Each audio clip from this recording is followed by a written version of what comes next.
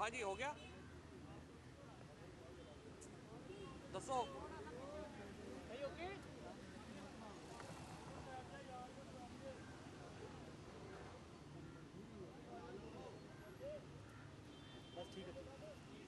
अच्छा जी, बिस्मिल्लाहिर्रहमानिर्रहीम। आज के जो आपने देखा ही है आज कितना ज़बरदस्त आज लाहौर ने मुस्तरद कर दिया है नए केयर टेकर चीफ मिनिस्टर को।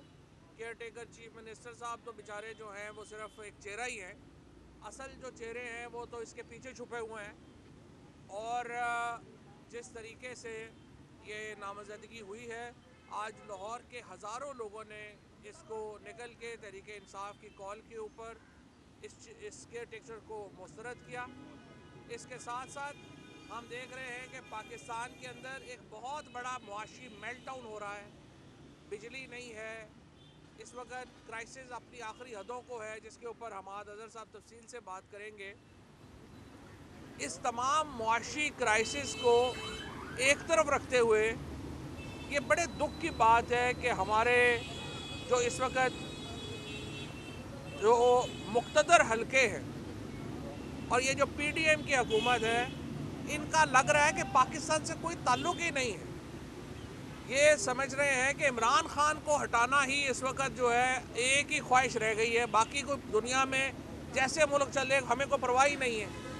22 करोड़ लोगों का ये मुल्क इस वक्त एक बिल्कुल लावारिस हो गया, जिसको रोज़ाना इस तरह से हम देखते हैं बेयकीनी और एक मनहूसियत के साए जो इस मुल्क के ऊपर लाद दिए गए हैं। ये जो काबीना और वज़ीर आज़म जिस तरीके से ये लोग हुकूमत कर रहे हैं, इस पे शर्म आती है। आज सुबह पहले तरीके इंसाफ के मेंबरान के इस्तीफे कबूल ही नहीं हो रहे थे। जब कहा कि आप लीडर ऑफ अपोजिशन जो है राजा रियाज, इसको हटाने के लिए एक महदूद तादाद में लोग असम्बली जा रहे हैं। 3 दिन तक सेक्रेटेरिएट बंद था। सेक्रेटेरिएट से नोटिफिकेशन आता है और इलेक्शन कमीशन की हैसियत सिर्फ एक मुंशी की हो गई है इस हुकूमत में। इदारों का जवाल जो हमने इस हुकूमत के दौरान देखा है, पाकिस्तान ने इससे पहले नहीं देखा। इलेक्शन कमीशन ऑफ पाकिस्तान को फ़ोन किया जाता है और वो इलेक्शन कमिश्नर जो है वो क्लर्क की तरह बैठ के उसी वक्त साइन करके भेज देता है।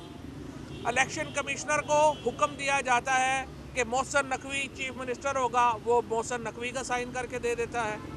तो अगर आप इतने कमज़ोर हैं और तो आप अपने घरों में जाके बैठे, इक़्तिदार बादशाही सदा नहीं रहती। ये जो लोग जो इनके टेकर गवर्नमेंट में लग रहे हैं, चाहे वो चीफ मिनिस्टर हो, चाहे वो इलेक्शन कमिश्नर हो या बाकी लोग हों, आप यहाँ पे 3 महीने के लिए हैं, 4 महीने के लिए हैं, 5 महीने के लिए हैं, साल के लिए हैं। आप लोगों का पीछा हम आपकी उस वक़्त तक करेंगे जब तक हम आपको करार वाकई सज़ा ना दे लें। पाकिस्तान के अवाम का ये कर्ज है हम पर कि हम इस रजीम में शामिल लोग जो आज पाकिस्तान के अवाम के साथ खलवाड़ कर रहे हैं, उनको उनके घरों तक छोड़ के आए। पाकिस्तान के अवाम इस जुल्म को माफ़ नहीं करेंगे। अब वो तमाम लोग जो 25 मई के वाक़यात में मुलव्वस थे, जिन्होंने इंसानी हकूक़ की बदतरीन पामाली की, उनको दोबारा लाया जा रहा है। आज हमने इलेक्शन कमीशन में ये दरख्वास्त दी है कि ये लोग जो 25 मई के वाक़यात में बराह रास्त मुलव्वस थे, उनको पंजाब में तैनात ना किया जाए। इसके बावजूद अगर वो यहाँ पे तैनात रहे या तैनात किए गए तो हम इलेक्शन कमीशन और उनके मेंबरान को, उनके ख़ानदानों को और ये जो लोग हैं इनको वार्न करते हैं कि अगर हमारे साथ ज़्यादतियों का सिलसिला हुआ, ये ज़्यादतियों का सिलसिला आपको वापस पे करना पड़ेगा। ये बात वाज़े तौर पे अपने पास लिख लें। हमने बड़ा सब्र किया है, हमने बड़ी एहतियात की है, लेकिन ये मामला चलने का नहीं है। उसके बाद जिस तरीके से आज पाकिस्तान की पार्लियामेंट चल रही है, पाकिस्तान की पार्लियामेंट के अंदर इस वक्त नेशनल असम्बली के अंदर 40% नशिस्तें खाली हैं। ये नशिस्तें अगर आप दोबारा अभी फिल करना चाहते हैं आपको 17 से 20 अरब रुपया चाहिए। आपकी पंजाब की असम्बली डिसॉल्व है, आपकी खैबर पख्तूनख्वा की असम्बली डिसॉल्व है। ये पूरा सेटअप नया क्रिएट करने के लिए आप 45-50 अरब रुपया खर्च करें, या 3 महीने बाद नेशनल असम्बली तोड़े और फिर दोबारा इतने पैसे खर्चें 60% नशिस्तों के लिए। पाकिस्तान में इस वक्त 65% नशिस्तें खाली हैं हमारे ऐवानों में। 35% नशिस्तें बनाने के लिए दोबारा इंतखाबात होना नामुमकिन है। इसलिए मैं जुडिशरी से कहता हूँ, अपना किरदार अदा करें। ये बहरान आपकी वजह से आया है। अगर आज सुप्रीम कोर्ट ने स्पीकर की रूलिंग को इलेक्शनों तक जो है वो ख़त्म ना किया होता, पाकिस्तान में इलेक्शन हो चुके होते, आज पाकिस्तान में हर चीज़ जो थी वो अपनी प्लेस पे आ चुकी होती, अपनी जगह पे आ चुकी होती। बदकिस्मती से सुप्रीम कोर्ट की रूलिंग की वजह से एक इतना बड़ा सियासी बहरान पाकिस्तान में पेश हो आया है, जिससे 22 करोड़ लोग जो है उनकी कमर टूट गई है। हमारे एक नाअहल वज़ीर आज़म और उसकी काबीना को मुसल्लत किया गया है। कल से 24 घंटे से बिजली बंद है। वो जो पावर मिनिस्टर है दस्तगीर खान, वो बैठा हुआ कभी एक दुकान में पाए खा रहा है, कभी किसी दूसरी दुकान में पाए खा रहा है। हमारे दौर में जब ये बिजली गई थी, to be fair with Umar Ayub, 10 घंटे वो ऑपरेशन रूम में रहा। एक उसने रात को सोया नहीं जब तक बिजली बहाल नहीं हुई। और यहाँ पे मिनिस्टर साहब हैं, वो कभी एक दुकान पे जाके पाए खा रहे हैं, कभी दूसरी दुकान पे जा रहे हैं, फिर आके प्रेस कॉन्फ्रेंस कर रहे हैं। इस वक्त जो सेटअप पाकिस्तान के अंदर चलाया जा रहा है उसका आइन से कोई ताल्लुक नहीं है, वो माफियाज का सेटअप है। इन माफियाज को जो पाकिस्तान के ऊपर मुसल्लत किया गया है, हम मुस्तरद करते हैं।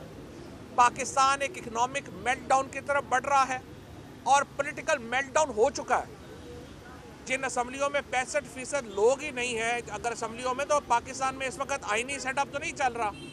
हम कहते हैं आइन को बहाल किया जाए, एक ऐसी हुकूमतें बनाई जाएं जिसके ऊपर तमाम को एतबार हो और मुल्क को नेशनल इलेक्शंस की तरफ लेके जाया जाए, जो कि वाहिद हल है इस वक्त पाकिस्तान के मसाइल का। और अगर इसको रोकने की कोशिश की गई, आज हफ्ता हो गया है ये गवर्नर पंजाब और गवर्नर खैबर पख्तूनख्वा, आप आर्टिकल 105 की मुसलसल खिलाफ वर्जी कर रहे हैं। आप इलेक्शन की तारीख नहीं दे रहे। ये सबवर्जन ऑफ द कॉन्स्टिट्यूशन है। आपको आर्टिकल 6 के केसेस का सामना करना पड़ेगा कल। आप जो लोग इस वक्त ताकतवर हैं, ताकत सदा नहीं रहती, ताकत तो आनी जानी है, लेकिन ये बाद में गले पड़ जाती हैं चीज़ें। आप आज जो इलेक्शन की डेट नहीं दे रहे, इलेक्शन कमीशन भी और ये दोनों गवर्नर भी, ये अपने आप को पाकिस्तान के आइन से बगावत के मुर्तकिब हो रहे हैं। और हमें जब भी मौका मिला, इनके गले जो हैं उनमें वही रस्से फिट आएंगे जो हमारे आइन ने प्रोवाइड किए। और ये ख़तरनाक गेम कर रहे हैं। पाकिस्तान को आप एक ऐसे ईंधन बना रहे हैं, एक ऐसी लड़ाई में जो आपकी सिर्फ 4-6 लोगों के मफादात के ऊपर मबनी है। फौरी तौर के ऊपर नए इंतखाबात की तरफ बढ़े, ये वाहिद हल है जिससे पाकिस्तान में स्टेबिलिटी आएगी। हमारे बिस्मिल्लाहिर्रहमानिर्रहीम। जैसे कि फवाद चौधरी साहब ने बताया, आज पाकिस्तान तहरीक इंसाफ ने और चेयरमैन इमरान खान साहब ने यह फ़ैसला किया है कि मोहसिन नकवी साहब को तो खैर हम इंशाअल्लाह ताला अदालत में जाके इनके ख़िलाफ़ सबूत भी देंगे, इनकी जानिबदारी का और इनकी करप्शन का। जो शख्स भी कायम मुकाम सेटअप का हिस्सा बनता है, चाहे वो सरकारी अफसर हो या वो कोई शख्स हो जिसे अपॉइंट किया गया, उसने हलफ उठाया है गैर जानिबदारी का। और अगर वो इस हलफ की खिलाफ वर्जी करता है तो पाकिस्तान तहरीक इंसाफ जो पहला काम करेगी इक़्तिदार में आते साथ, कि उन लोगों को जो डेमोक्रेटिक डिस्पेंसेशन यानी जमहूरी अमल के अंदर मदाखलत करेंगे, लोगों पर असरअंदाज होने की कोशिश करेंगे एडमिनिस्ट्रेशन के ज़रिए, पर्दा या पसे पर्दा, तो उनके ख़िलाफ़ आर्टिकल 6 का मुकदमा बनाया जाएगा और सेडिशन के चार्जेस लगाए जाएंगे, गद्दारी का मुकदमा बनाया जाएगा। और हम तब तक अपने घरों में नहीं बैठेंगे जब तक उन लोगों की मिसाल ना बना दी जाए, ताकि आने वाली नस्लों में कोई हिम्मत ना कर सके कि अवाम का मैंडेट, यानी कि जो अवाम का मुकद्दस फरीज़ा है वोट देना, उसके अंदर किसी माई के लाल की जुर्रत नहीं होएगी कि उस पर वो असरअंदाज हो सके। तो ये आज हमारा पाकिस्तान तहरीक इंसाफ का वादा है पाकिस्तान के करोड़ों वोटर से और तमाम लोग जो कायम मुकाम हुकूमत का हिस्सा बनेंगे या बनने जा रहे हैं, उनके लिए भी ये पैगाम है कि ये एक बहुत बड़ा मनसब है और ये एक बड़ी नाजुक ज़िम्मेदारी है जो आप संभालने जा रहे हैं। और अगर आपने इसमें जानिबदारी दिखाई या किसी भी तरीके से असरअंदाज होने की कोशिश की, तो फिर कानून और आइन जो सज़ा देता है वो शायद आप बर्दाश्त ना कर सकें, लेकिन हमारा ये वादा है कि हम वो सज़ा दिलवा के रहेंगे। दूसरी चीज़, पाकिस्तानी बहरान का सामना कर रहा है, इसमें सबको पता है। कल जो खेल खेला गया पाकिस्तान में कि रात के टाइम जब बिजली का लोड कम हो जाता है तो बहुत सारे पावर प्लांट्स आइडल पे चलते हैं। वो आइडल पे इसलिए चलते हैं ताकि वोल्टेज और फ्रीक्वेंसी ड्रॉप ना हो। खुर्रम दस्तगीर साहब के हुक्म पे उन प्लांट्स को बंद किया गया और पूरे पाकिस्तान को अंधेरों में डुबो दिया गया, क्योंकि जब दोबारा चलाने का टाइम आया, जब वो प्लांट्स को बंद किया गया, वोल्टेज और फ्रीक्वेंसी गिर गई और दोबारा जब उसको रिवाइव किया गया तो रिवाइव करने के अंदर 24 घंटे लग गए। मैं समझता हूँ कि जो अरबों डॉलर का नुकसान एक दिन में पाकिस्तान को हुआ वो इनकी नालायकी की वजह से हुआ। कोई मिनिस्टर इनका काम करने को तैयार नहीं है, सिर्फ ये फीते काटते हैं, बैरूनी दौरे करते हैं। नॉन फंक्शनल रजीम पाकिस्तान पे मुसल्लत की गई है। बदनाम तरीन डाकू और लुटेरे और नालायक तरीन लोग जो है हम पे मुसल्लत किए गए हैं। आज 9000 कंटेनर कराची की बंदरगाहों पे खड़े हैं। पाकिस्तान की तमाम सप्लाई चेन्स को डिसरप्ट कर दिया गया है। डॉलर ही नहीं है मुल्क के पास कि उन 9000 कंटेनरों को रिलीज़ किया जा सके, ये जो प्राइवेट इंपोर्टर्स ने मंगाए हैं। डैमरेज और डिटेंशन अलहदा पड़ रही है और पूरी मईशत का जो नुकसान हो रहा है वो अलहदा हो रहा है। अब आप खुद ही अंदाज़ा करें कि कभी जंगी हालात में, वबा के हालात में भी कभी इतने बुरे हालात नहीं आए जो इन संगदिल लोगों ने पैदा कर दी हैं। तो इस वक्त हम इलेक्शन के करीब खड़े हैं और गवर्नर पंजाब ने पहले भी आइन शिकनी की और उनको मुंह की खानी पड़ी। इलेक्शन की तारीख का हम बेताबी से इंतज़ार कर रहे हैं, हमारा ये आइनी हक है। और अगर इन्होंने ये इलेक्शन की तारीख ना दी तो ये दोबारा आइन शिकनी करेंगे। और मैं बलीगुर रहमान साहब को दोबारा ये बताऊंगा कि अगर इन्होंने आइन शिकनी की और आर्टिकल 6 का इन पर मुकदमा बना तो इनके लिए, इनकी रिहाई के लिए किसी ने तहरीक नहीं चलानी। नून लीग का कोई शख्स बाहर नहीं निकलेगा आपके लिए। इसलिए सोच समझ कर फैसला करें।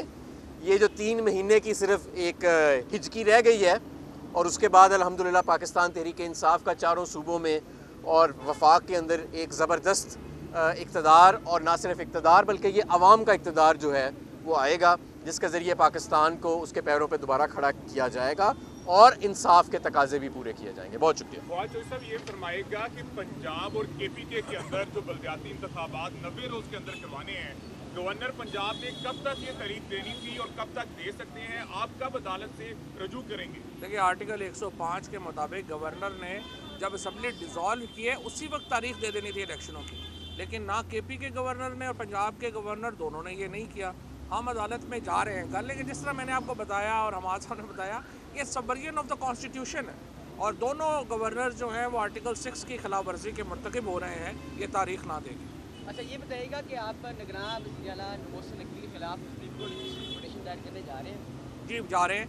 अली ज़फ़र साहब जो हैं वो दायर कर रहे हैं और उसके साथ परवेज़ अलाई साहब जो हैं वो अलहदा पिटीशन जो है वो फाइल कर रहे हैं मोहसिन नकवी साहब के ख़िलाफ़। और मोहसिन नकवी को हमने तो मना किया था कि आप ये काम में ना आएँ। पाकिस्तान में मीडिया ओनर्स को ये जो नया रवाज पड़ गया है कि मीडिया ओनर्स ने पाकिस्तान में निगरान हुकूमतें बनानी और एक ब्लैकमेलिंग ग्रुप्स क्रिएट करने हैं, ये मैं समझता हूँ बड़ा कंडेमेबल है और जर्नलिस्ट कम्युनिटी को इसको जो है वो कंडेम करना चाहिए। और ये जो मीडिया मालकान ने एक ब्लैकमेलिंग का एक पूरा जरिया बना लिया है अपने मीडिया के ग्रुप्स को, उसको ख़त्म होना चाहिए।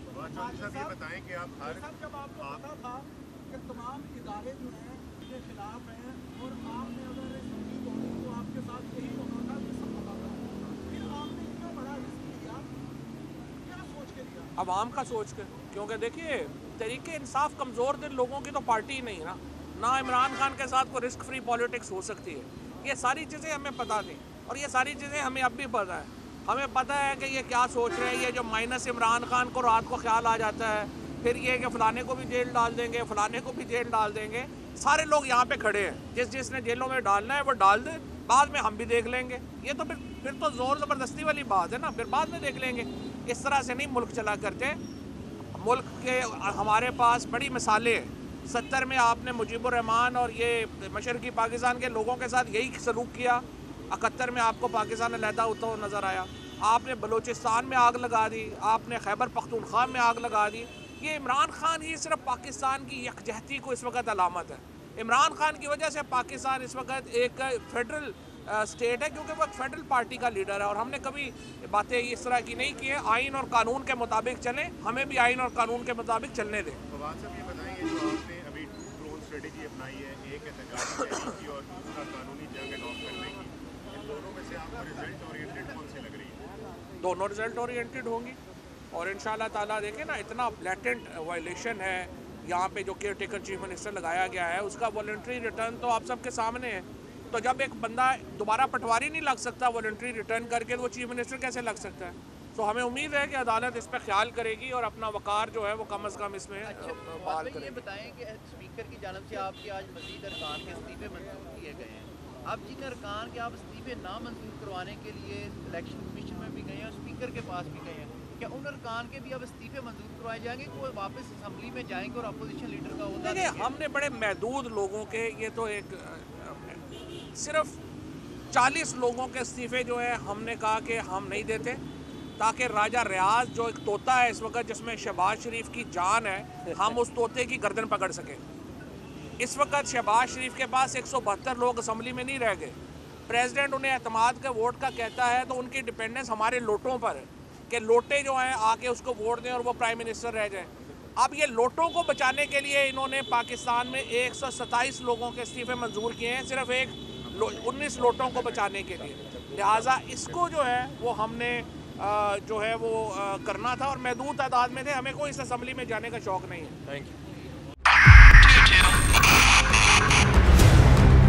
2022 बहुत सारे तोहफे भी देखे गया पाकिस्तान की आवाम को। पाकिस्तान की आवाम को एक तोहफा ये दिया कि आवाम को पता चल गया कि पाकिस्तान का मीडिया क्या है। साल 2022 में सबसे ज्यादा देखे जाने वाला चैनल बोल न्यूज रहा नंबर 1। हमने बहुत सारे शोज और ट्रांसमिशंस की, पूरा साल मुसलसल जदोजहद में निकल गया कि ये वोट ऑफ कॉन्फिडेंस के पीछे कौन लोग थे। तोड़े रेटिंग के सभी रिकॉर्ड। सोशल मीडिया पर भी सबसे ज्यादा तेजी से 2.4 बिलियन व्यूज का संगे मील अबूर किया। एंकर्स को भी आवाम में सबसे ज्यादा मकबूलियत मिली और सोशल मीडिया पर भी बोल रहा सब पर भारी। सब्सक्राइब करें और बेल दबाएं ताकि कोई खबर रह न जाए।